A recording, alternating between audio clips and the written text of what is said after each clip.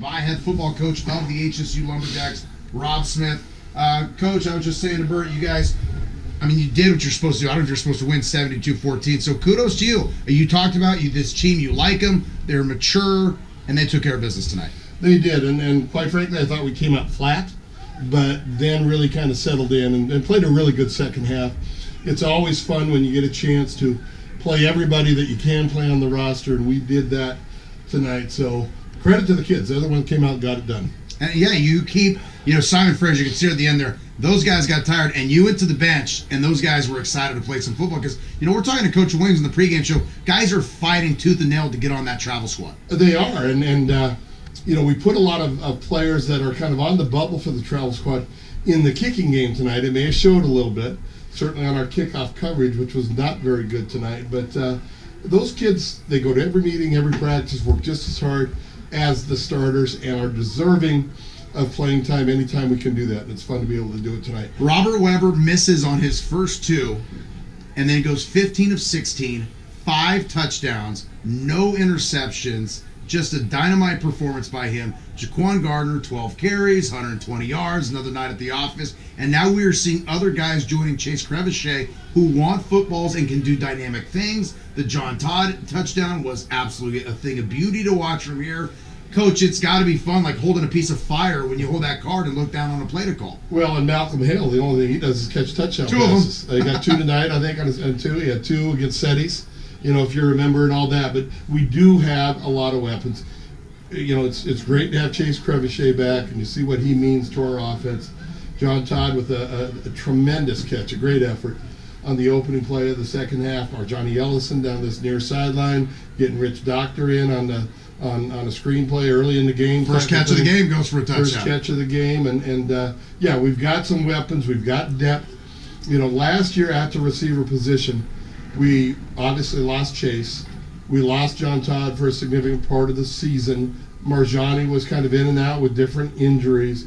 And we did not have the depth behind really those 3. It lost Dylan Zumerick in the second or third game of the year for the season. So we just didn't have the depth last year to deal with those injuries when they hit.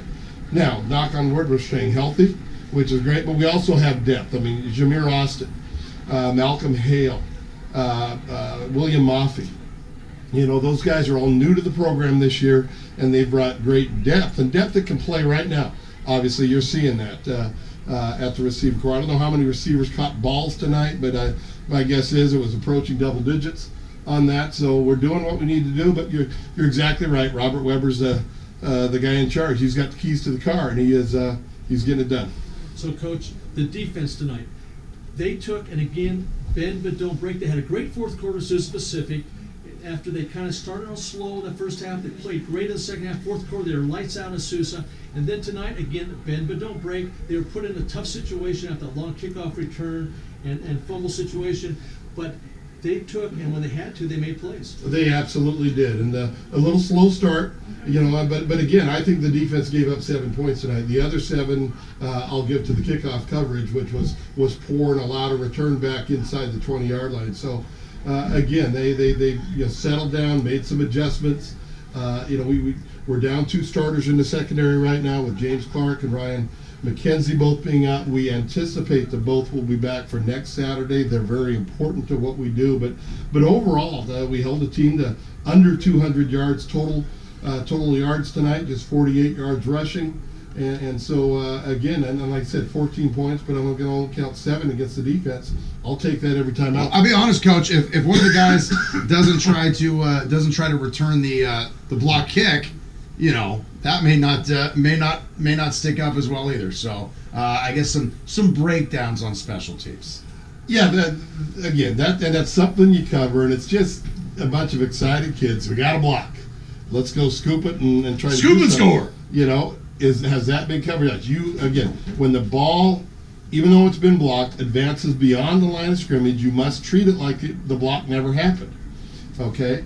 Behind the line of scrimmage, scoop and score, do what you can. But we had some excited guys out there. They got a block. It was a great thing to see. And then a mistake was made. And there were a few mistakes. Our contain on defense, we allowed the quarterback, the running back, to get the edges You're fine, Coach. I just want to adjust something there. All right, go ahead. To get to the edges too many times and all that. But like I said, you tend to almost nitpick a little bit, and you look at stats and say, okay, they got 193 yards on the evening or something like that. If those stats are accurate, not sure if they are, but again, we did what we needed to do. It's another step forward for us, and now we get ready for Western Oregon. Yeah, absolutely. And it's the final, Coach, from Azusa, 17-16 Central knocks off Azusa Pacific. So early in this season, it is a team you're very familiar with from over the years, one of your arch rivals in Ellensburg, Central Washington. But you now have scored 155 points in 2 games here in front of the home crowd at the Redwood Bowl. So fireworks, to say the least. And if you were a politician, I don't know if NAFTA would like you, because you've gone hard north of the border and south of the border, to say the least.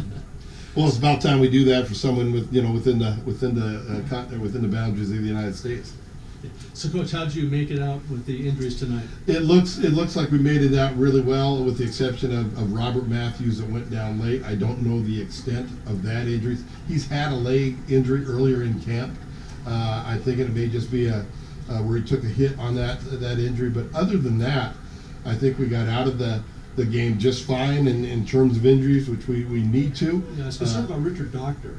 Richard, he took a shot in the first half, but he'll be fine. He'll be fine. And he came back and played later. He came back and played, and certainly could have played throughout the second half if we had needed him. Coach, not fair to look ahead, but that's what we're going to do. A big road test next week up there at Western Oregon. Your early thoughts going up there in a place you know is very difficult to win football games. It sure has proven to be over the years. A grass field for the first time this season for Day us. game. A day game, kickoff at 1:30, whatever it is, and a tough opponent. There's a great rivalry that has been developed between Humboldt and Western Oregon. We've had good teams that have gone up there and struggled, and we'll certainly talk about that as a staff and with the team this week as we get ready. Like I said, we're going into the game healthy. I like that. Western Oregon got their first win today on the road in fact, they've been on the road all 3 weeks. We are their home opener next week, and they had a nice win, scored 59 points themselves today down at Western New Mexico. So they've got a quarterback, Duckworth, that is throwing the ball around the yard, and Paul Rivas, like the kid will never graduate, man. He's That's what they're saying about Crevichet. Yeah, I know they are. But I'll tell you what, I'm watching Paul, and he is an outstanding player. It'll be a great matchup of the 2 best slot receivers, certainly in this conference, and maybe 2 of the best nationally at this level, with Paul Rivas and our own Chase Crevichet. So, again, our players respect Western Oregon.